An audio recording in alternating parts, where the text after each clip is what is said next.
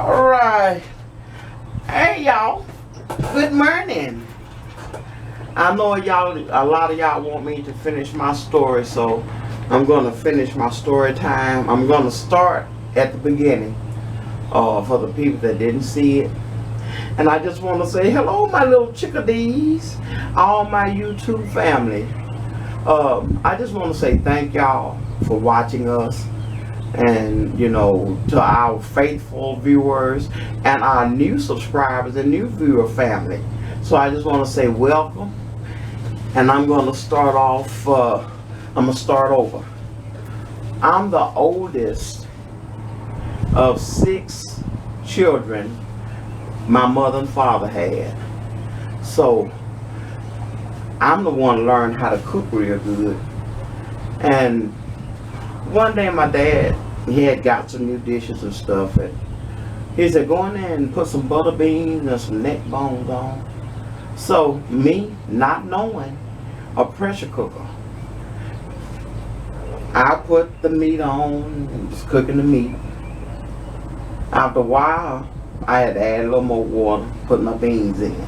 So when I put the top and I twisted the handles back, so they would be even, I went on in the front. And after a while, I heard something whistle. So I ran in the kitchen. I was like, oh, and I was trying to take the top off the pot. I couldn't get it off.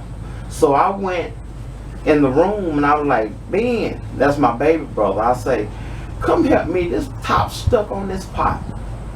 So by the time we made it in the kitchen, as soon as I grabbed the handles, the top just shot off the pot, sounded like a shotgun. And it hit the ceiling, but it looked like it was gonna come down on my head, so I threw my arm up, this right arm.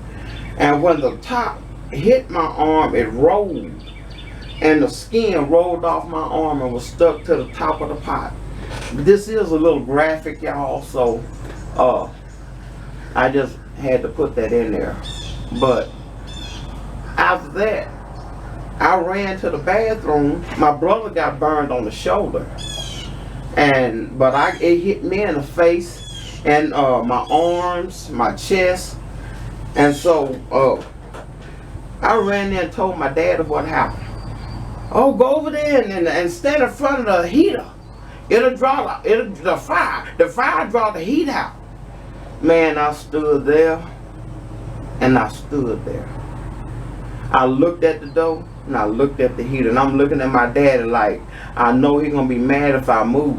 So when my sister came through the door, I couldn't take it no more. Man, I ran and I jumped off the porch, didn't touch a step, face down in the snow. And my face was so hot, it burned all the way to the ground. And I just laid there. When I got up, my daddy, he was like, you might have to go to the doctor. Go across the street and see if they got some burn cream over there. But when I tell you, when my neighbor, Miss Jean, she had some burn cream and they rubbed it on my face, so it felt better. I didn't go to the hospital that night, but that next morning when I woke up, my lips, like they were stuck together because the skin had rolled up in itself, and my eyes were stuck together. When it happened, when I threw that cold water on my face, the skin rolled off my nose like butt off corn. And boy, when I did go the following day, I can't remember too much because they hurry up and stuck an IV. But I remember them cutting blisters and pulling the skin before I blacked out. When I woke up, they was transporting me to the burn center in Greenville, Mississippi. That burn center is no longer there, but that was an excellent burn center. When I got there, they finished getting the skin off my face. That's why you have to look a little close. But my skin is two-tone because it burned all but one layer of skin off my face. So, when I was in the burn center, I didn't know what was waiting for me, y'all. When they came and got me that first time and put me in that whirlpool, see, back then, they didn't give you nothing for pain when they went to scraping your skin. They had me to get a towel and soak my skin real good. And they got this thing, it looked like a sideways scalpel. And they just went to scraping all that cream off my face. You know, they put the cream and I was wrapped up like a mummy. I could only eat sucking through a straw because all the skin had burned off my lips and it was painful. And so those folks scraped me and I hollered and I screamed. They did their job. And every day after that for 2 weeks, I had to endure that 3 times a day. And to tell you, I wouldn't wish that on my worst enemy.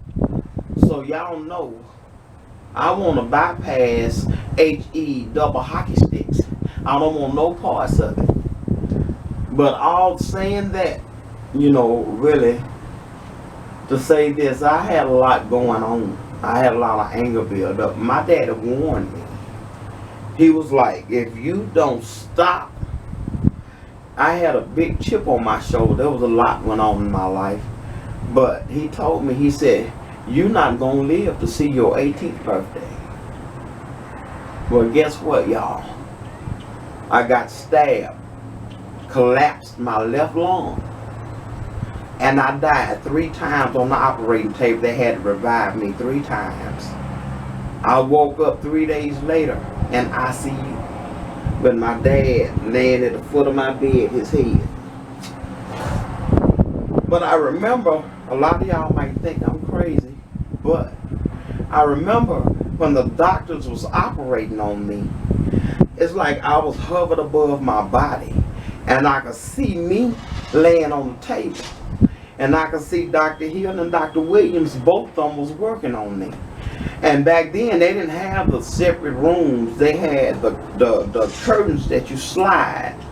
And my dad was over on the other side of the curtains, and he was praying for me. I heard every word he said. And then it was like I went up into this calm and light. I never felt that kind of love, but I could feel my God, he was just holding me. I didn't feel no pain, just peace. And so when I woke up in ICU, and when I started moving, my dad got up and he went to get the nurse. And when they came back, my dad and the nurses, tears were running down my face because I wanted to go back. You know, I've never felt that kind of love since, you know. And it's just amazing how things happen to you in life and we don't heed the warnings, you know. And it still took some time, but through God I was able to turn my life around. Like I said, I haven't been an angel, and I had a big chip on my shoulder, and so it got me in a lot of trouble. Especially, I'm the type of person, even when I was young, I always tried to help people, and then people tried to take advantage of me. And then, you know, me being me, I'm gonna tell you what I really think, and I don't care if you don't like it. But when I was young, my voice, I really didn't have a voice. And even, you know, in my teens, my mid-teens. But when I found my voice, people started disliking me. You already didn't like me. Okay, Ann. I mean, I had that kind of chip. And I still got that I really don't care what nobody think about me, because, You don't know me and you judging me from a distance, that's your problem. You got a big one. On that same note, I try to carry myself. It's no matter, I never meet a stranger. Never. And I just love people. I just love everything that God created from the earth, the plants, the animals, all the caterpillars. I love the butterflies, but I'm scared to death of the caterpillars. But y'all, I'm just saying, sometimes things happen to you to wake you up. And that's a positive note. I mean, through all this that the world is going through now, it shouldn't be any hatred, out there. I mean, compassion, love, respect. Where did that all go? Now is the time for us to try to unite instead of being divided. Come together in peace and love. Because the one thing I do know, life is really too short. And negativity brings about negativity. And just like my boy Cat Williams say, I'm allergic to stupid stuff. I don't want no parts of it. Don't drag me in it. Because it's going to be a big problem. I'm not going to tell no lie. Don't drag me in it. But we all need to take time to think. Once you start loving yourself, the love you give to yourself, I'm not talking about vanity, y'all, where it's just me, I. I'm talking about truly loving yourself, no matter what package you come in. Loving yourself first. You will emit the love that you have within yourself onto others. So, this is my story time, y'all. I love y'all. Keep watching. And, always one other thing I had to tell you about my burn. When they let me out of the burn center, I was white. I mean, y'all, paper white. My pigments hadn't came in my skin because, like I say, it burned all but one layer off. And my face was white as a sheet of paper. And everybody used to laugh and pick, and I didn't care if I did get hit in the face, but it eventually started coming in. The brown pigment started filling back in.